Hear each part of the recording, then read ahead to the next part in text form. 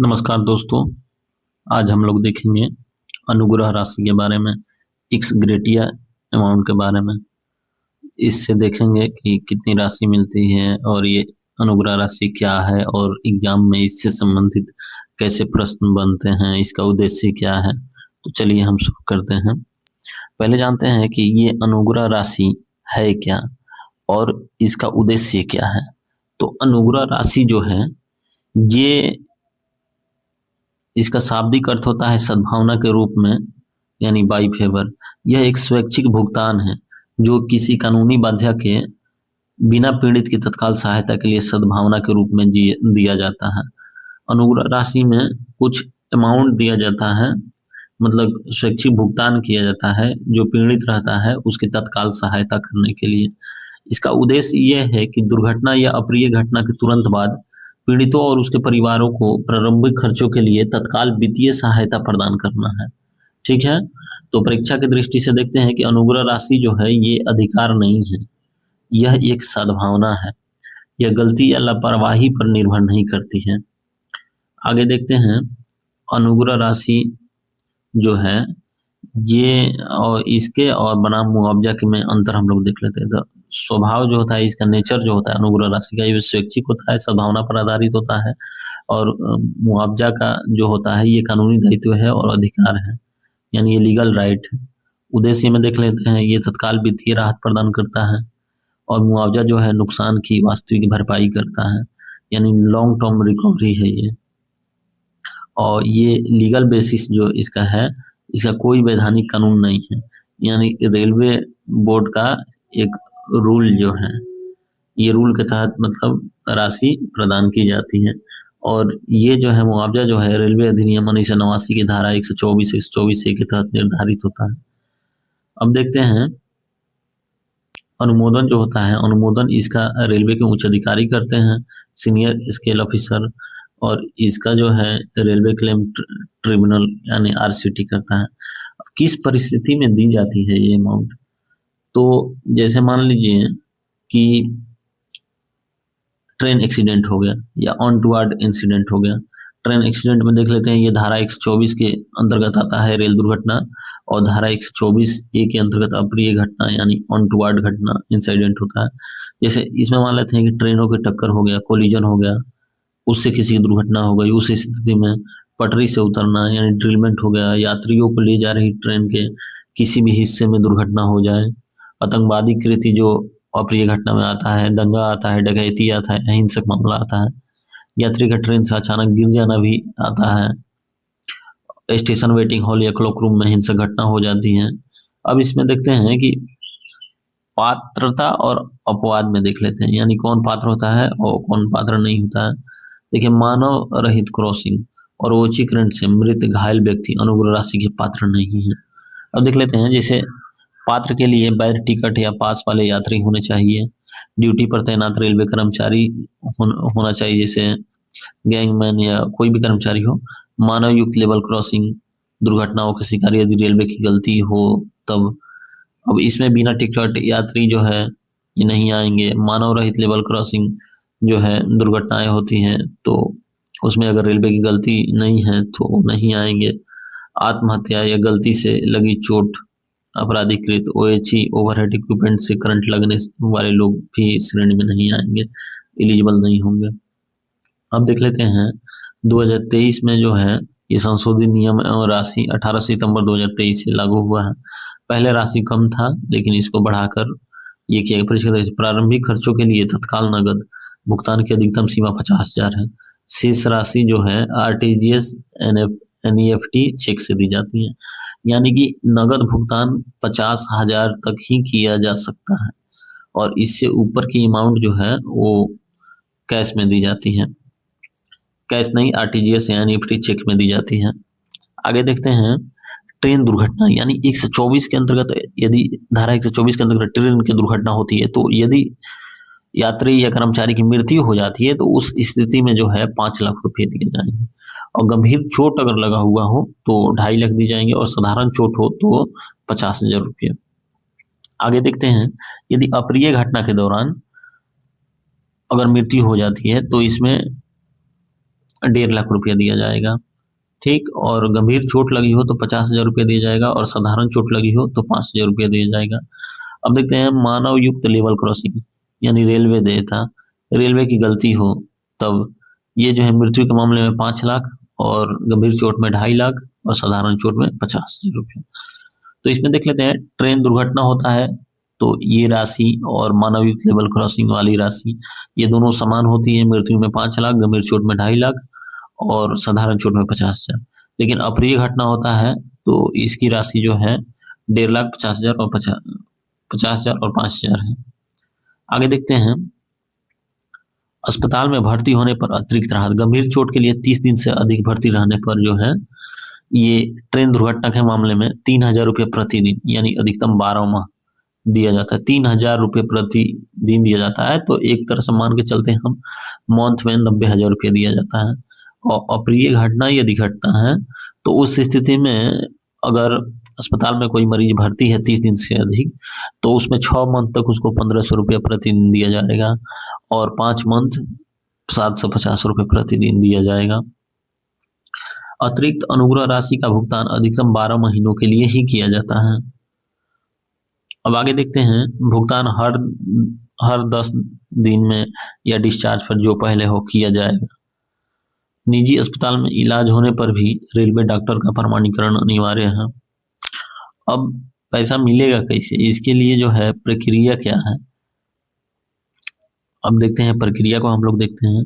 तो प्रक्रिया ये है कि पहले घटना होती है और घटना के बाद जो है दस्तावेज के रूप में FIR दर्ज करना होगा, मेडिकल और पोस्टमार्टम रिपोर्ट रखना होगा यदि मृत्यु होती है, और उसके बाद तत्काल राहत के लिए CCM चीफ कमर्शियल मैनेजर कार्यालय में अंतरिम राहत फॉर्म जमा करें। यदि 15 दिन में न मिले तो डिप्टी CCM से संपर्क कर सकते हैं, यानी डिप्टी CCM से संपर्क किया जा सकता है यदि 15 दिन में ये राहत न मिले तो। RCT में आवेदन दिया जा सकता है। रेलवे दावा अधिकरण RCT में फॉर्म 1, 2 या 3 में आवेदन जमा करें।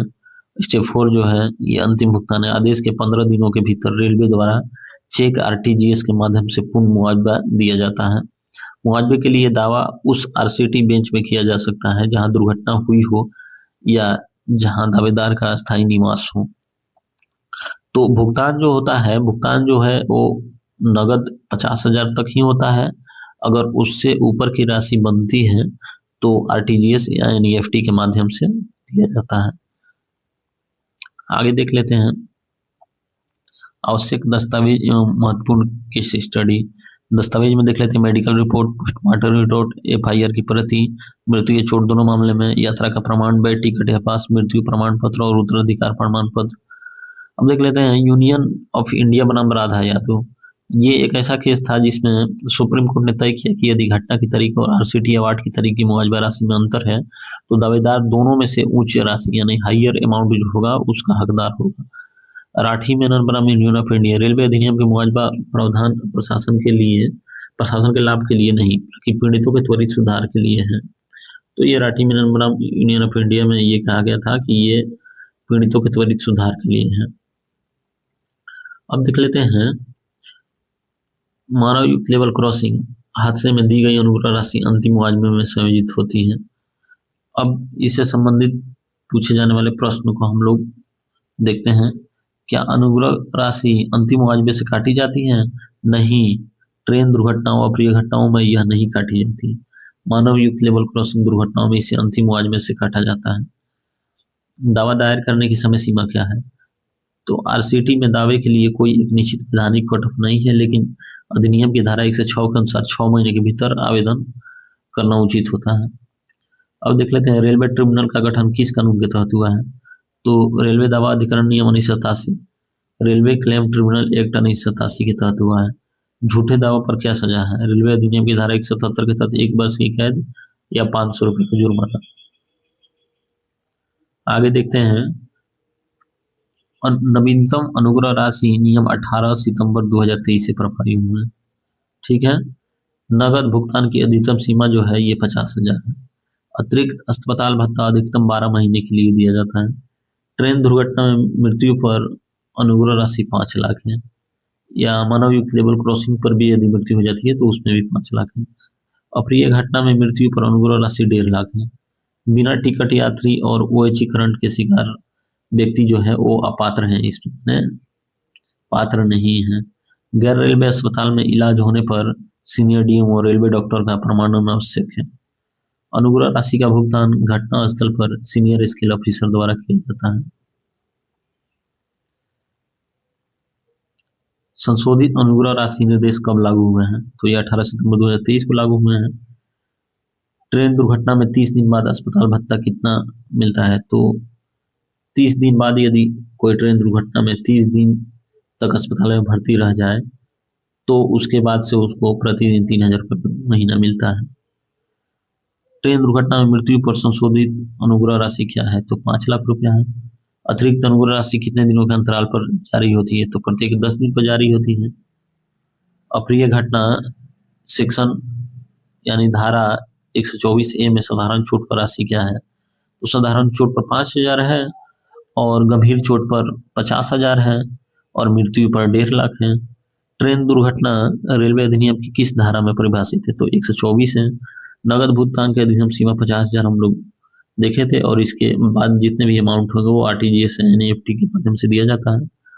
गंभीर घायल को अधिकतम कितने समय तक अस्पताल भत्ता मिलता है? तो 12 माह तक अस्पताल भत्ता मिलता है। ड्यूटी पर मित्र रेलवे कर्मचारी जैसे गंजन पात्र हैं या नहीं? हाँ, पात्र हैं। अब देखते हैं क्या ट्रेन दुर्घटना की अनुग्रह राशि अंतिम मुआवजे में से काटी जाती है? तो नहीं काटी जाती है। झूठे दावों पर सजा का प्रावधान किस धारा में है? तो धारा 177 में है। मानव युक्त क्रॉसिंग पर गंभीर चोट की राशि क्या है? तो गंभीर चोट की 2.5 लाख है और साधारण चोट की आपका गंभीर चोट हो जाए तो 2.5 लाख, साधारण चोट पर 50,000 है और मृत्यु पर 5 लाख है। आगे देखते हैं मौके पर भुगतान की व्यवस्था किस अधिकारी द्वारा होती है? तो सीनियर स्केल ऑफिसर। अप्रिय घटना में 6 माह का अस्पताल भत्ता क्या होता है? यदि अप्रिय घटना हो तो उसमें अस्पताल भत्ता जो होता है 1,500 रुपया प्रतिदिन होता है 6 माह तक, और 6 माह के बाद जो होता है 750 रुपया होता है 5 महीने तक। तो इसमें जो है अप्रिय घटना में, और एक हो गया आपका ट्रेन एक्सीडेंट में। तो ट्रेन एक्सीडेंट में अस्पताल भत्ता जो है यदि 30 दिन से ऊपर कोई कर्मचारी या यात्री अगर भर्ती रहता है तो उसमें उसको 3,000 रुपये प्रतिदिन दिया जाता है 12 महीने तक। अगला देखते हैं क्या ओएचयू उपकरण से करंट लगने वाले व्यक्ति पात्र हैं? तो नहीं है। जैसे मान लीजिए कोई पागल जो है या कोई भी व्यक्ति गाड़ी के ऊपर चढ़ जाता है और ओएचयू से करंट लग जाता है तो ये तो उस व्यक्ति की गलती है, वो ऊपर जाकर मरने के लिए गया है, तो इसमें कोई मुआवजा नहीं दिया जाता है। गैर रेलवे अस्पताल में इलाज को कौन प्रमाणित करेगा? तो रेलवे डॉक्टर यानी सीनियर डीएमओ प्रमाणित करेगा। 50,000 के बाद शेष राशि कैसे दी जाती है? तो अकाउंट पे ही चेक, आरटीजीएस, एनईएफटी। मुआवजे दावे के लिए किस फॉर्म का उपयोग होता है? तो फॉर्म 1, 2, 3 का होता है। अब देखते हैं कौन सा केस उच्च मुआवजे की राशि के सिद्धांत से जुड़ा है? तो राधा यादव केस। आगे देख लेते हैं अनुग्रह राशि जो है ये कानूनी ढांचा है सेक्शन 124 के तहत ये है और सेक्शन 124A में अनटुवर्ड इंसिडेंट है और ये ट्रेन एक्सीडेंट 124 और राशि जो है इसमें अधिकतम 5 लाख है मृत्यु पर और 50 के इसमें नगद दिया जाता है, बाकी का अमाउंट जो है आरटीजीएस एनईएफटी में दिया जाता है। प्रक्रिया जो है एफआईआर होता है, उसके बाद मेडिकल सर्टिफिकेट रखना होगा, सीसीएम ऑफिस में आवेदन देना होता है, उसके बाद आरसीटी ये मुआवजा देता है। अपवाद जो है यूएमएलसी यानी ट्रेस वाशर्स, ओएचई, इलेक्ट्रोकॉशन, ये सबसे मतलब अगर घटना होती है जैसे यात्री जो है बिना टिकट है ओएचई से दुर्घटना हो गया तो इसमें वो पात्र नहीं होता है।